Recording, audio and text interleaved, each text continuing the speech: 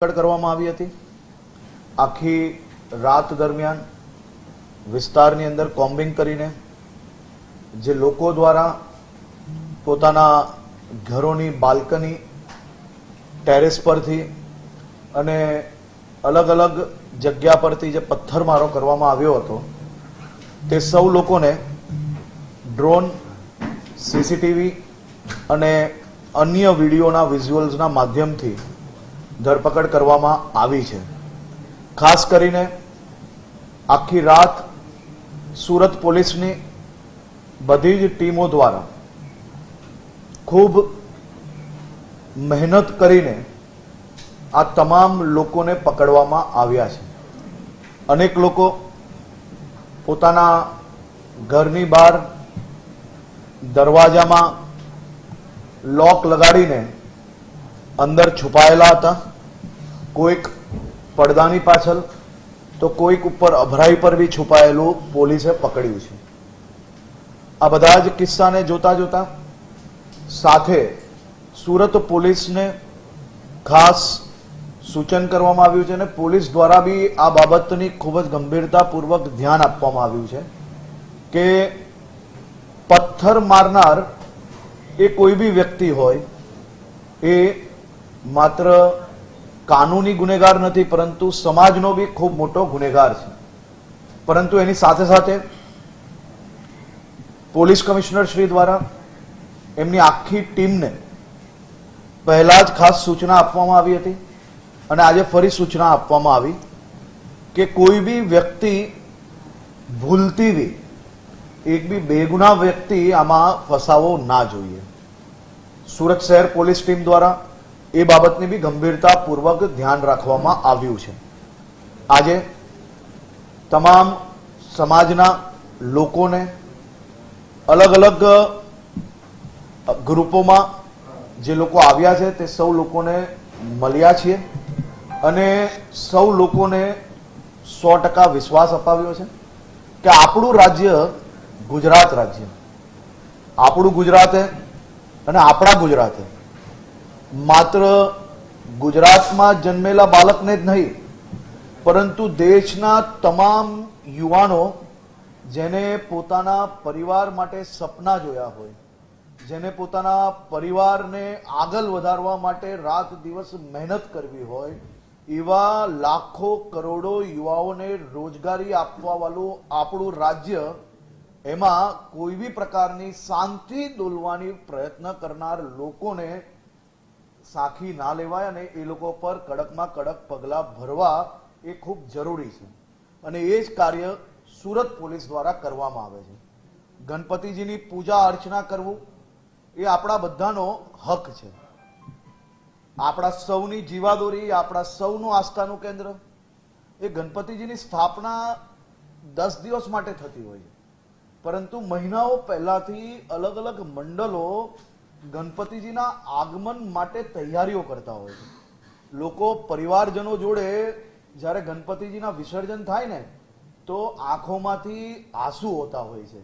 એવા સૌ ગણપતિ ભક્તો જે માત્ર ગણપતિજીની જે સ્થાપના કરે છે એ માત્ર પૂજા અર્ચના માટે નથી થતી, પૂજા અર્ચના જોડે એના જીવનની સૌથી મોટી આસ્થાનું કેન્દ્ર છે અને આસ્થાના કેન્દ્ર જોડે જોડે એક વિષય પર જો ડિટેલ્ડ રિસર્ચ થાય તો એનો અંદાજો સૌ લોકોને આવશે। ગણપતિજીના પંડાલ બાંધવાવાળા કયા સમાજના લોકો હોય છે એ ક્યારેય નથી જોવામાં આવતું। આપણે ક્યારેય એ વિચારો જોડે ગુજરાતમાં નથી જીવ્યા। આપણે સૌ લોકોએ રાત દિવસ મહેનત કરી છે, કાળી મજૂરી કરી છે, ત્યારે આપણું ગુજરાત આજે દેશનું પ્રથમ રાજ્ય બન્યું છે। આ ગણપતિજીના 10 દિવસમાં સુરત શહેરના એક બી મંડપવાળા પાસે બાંબુય નહીં મળશે, ટેબલે નહીં મળે, એટલી મોટી રોજગારી ગણપતિજીની સ્થાપના દરમિયાન લોકોને થાય છે। માત્ર મંડપવાળા એટલું જ નહીં, બેન્ડ બાજાવાળા હોય, ઢોલ નગારાવાળા હોય, ડીજે વાળા હોય, કે પછી પૂજા અર્ચના કરનાર પૂજારીજી હોય, કે પછી કેટરિંગનો નાનો મોટો વેપાર કરતા લોકો હોય, કે લારી કે પછી રેસ્ટોરન્ટ ચલાવતા હોય, આ તમામ લોકોના વેપારમાં ખૂબ જ મોટી આ સમય દરમિયાન બઢોતરી થતી હોય છે અને ખાસ કરીને આપણે સૌ લોકો સાથે મળીને આગળ વધ્યા છે. મારી સૌ સમાજને અપીલ છે કે પથ્થર મારનાર કોઈ બી વ્યક્તિ હોય, પોલીસ તો પોલીસનું કામ પછી કરે, સર્વપ્રથમ સમાજના આગેવાનોનું કામ છે. સર્વપ્રથમ સમાજના સૌ આગેવાનોનું કામ છે કે આપણે આપણી સામાજિક ભાવનાઓ, આપણા રાજ્યની, આપણી ધરતીની, અને આપણે સૌ લોકોને જે ધરતીએ રોજગારી આપી છે, જે ધરતીમાં આપણે મોટા થયા છે, એ ધરતી પર આ પ્રકારનું કૃત્ય ક્યારેય ના ચલાવી લેવાય.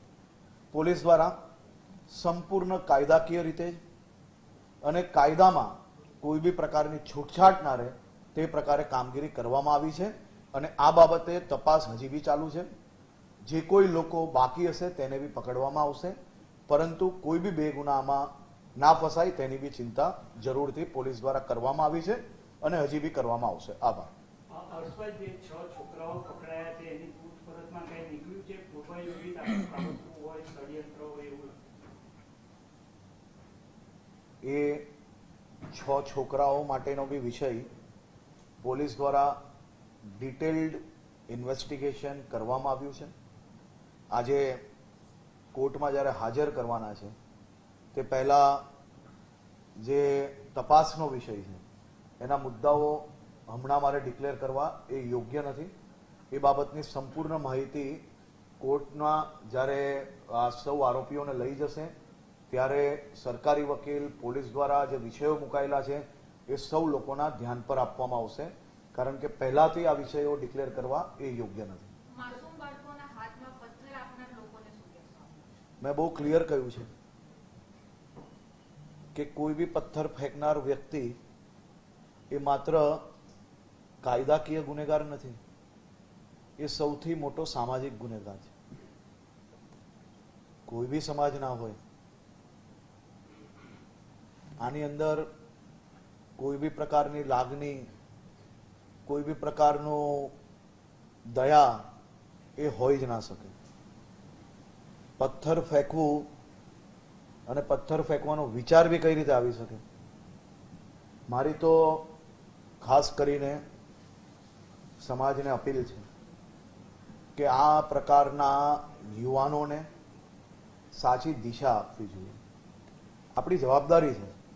સમાજે જ્યારે વિવિધ ટ્રસ્ટોની અંદર, ચાહે મદરેસા હોય, ચાહે મસ્જિદ હોય, ચાહે મુસ્લિમ સમાજના વિવિધ અલગ અલગ સંગઠનોમાં જ્યારે આપણે સૌ લોકોને જવાબદારી આપી છે, તો આપ સૌ લોકોની બી એક જવાબદારી છે કે યુવાનોને સાચા માર્ગે, અને કોઈક યુવાન જો ખોટા માર્ગે ભટક્યો હોય તો એને સમજાવવું જોઈએ.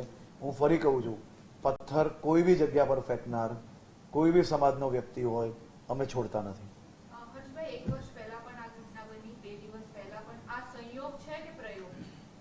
જો સંપૂર્ણ મેં તમને જેમ કહ્યું એમ ઇન્વેસ્ટિગેશન ચાલુ છે, અને ચાલુ ઇન્વેસ્ટિગેશને હું કોઈ બી પ્રકારના સ્ટેટમેન્ટ નથી આપી શકતો.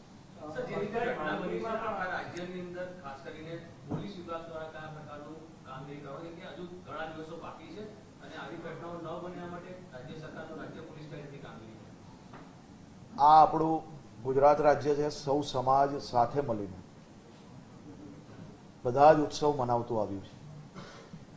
અને આ વખતે બી ગણપતિજીની શાનથી હજી 8 દિવસ પૂજા અર્ચના થશે અને અદ્ભુત રીતે થશે. અને આમાં કોઈ બી પ્રકારના ઇફ એન્ડ બટ હોય જ ના શકે.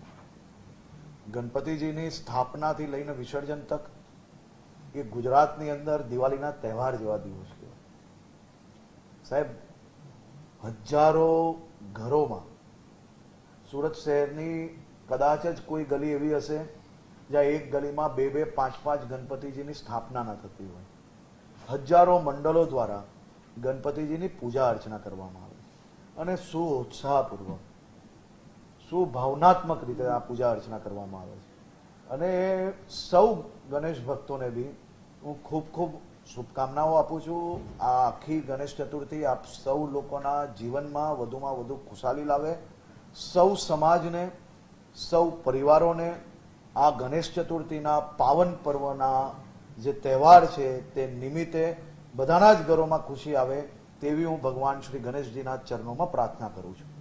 ત્યાં આગળ ગેરકાયદેસર બાંધકામ ત્યાં પણ પોલીસે કડક કાર્યવાહી કરી છે. ખાસ કરીને આવી બધી જગ્યાઓ પર મેં આપને કહ્યું એ પ્રકારે હું એક જવાબદાર વ્યક્તિ છું અને જવાબદાર વ્યક્તિ તરીકે મારી જવાબદારી છે કે કાયદાનું પાલન થાય. સ્પર્શકરસિંહ વાઘેલાએ નિવેદન આપ્યું છે કે સુરતની ઘટનાનું મોટું સ્વરૂપ આપવામાં આવ્યું છે. ખરેખર ખૂબ જ નાની બાબત હતી. શું કહેશો એ બાબતે? હું હમણાં બી નથી માનતો મોટું સ્વરૂપ છે. જે છે, જે લોકોએ પથ્થરો નાખ્યા છે એ લોકોને પકડવાનું કામ પોલીસ કરે છે, એટલું જ કર્યું.